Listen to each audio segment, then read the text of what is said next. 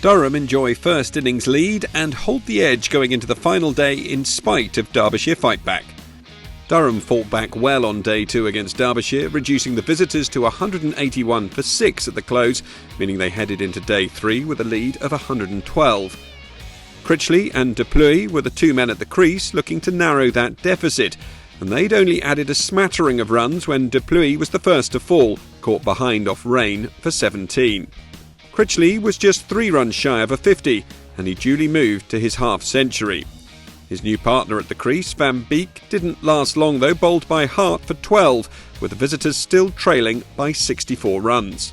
Palladino briefly joined Critchley at the crease, but the duo added just 16 runs before Palladino was caught by Travaskis off Rain for 6.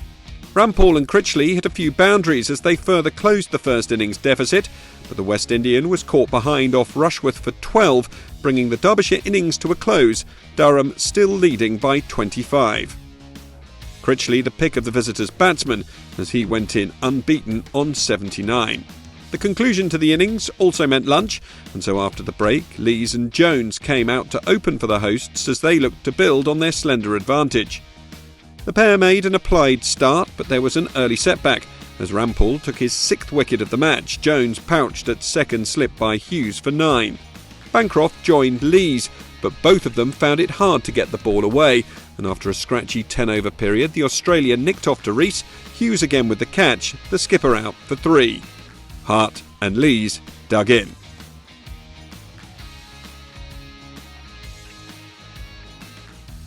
And they fought hard to see play through to the tea break, getting there with Lees on 28 and Hart on 15. Durham 61 for 2, a lead now of 86 runs. Into the final session, and Derbyshire once again turned to Palladino and Rampaul for the breakthrough. However, it wasn't quick in coming, as Lees and Hart completed their 50 partnership and took the lead past 100.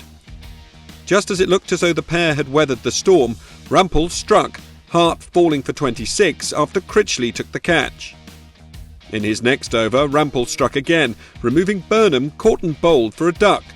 And Derbyshire's attack remained rampant as Travaskis was bowled by Reece for 2. Eckersley joined Lees at the crease, and he struck a boundary off Van Beek as the light began to fade. And both Lees and Eckersley batted prudently in the initial period after coming back out. Then they accelerated, taking 11 off a Palladino over, including a boundary from Eckersley.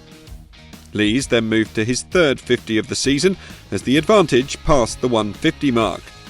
Together, the pair put on 50 runs in the final 10 overs of the day, reaching 160 for 5 at stumps, a partnership now worth a valuable 74. It means, heading into the final day, the match is once again leaning back into Durham's favour. They sit 185 runs ahead with 5 second innings wickets intact, and plenty for Bancroft to muse on overnight regarding a declaration.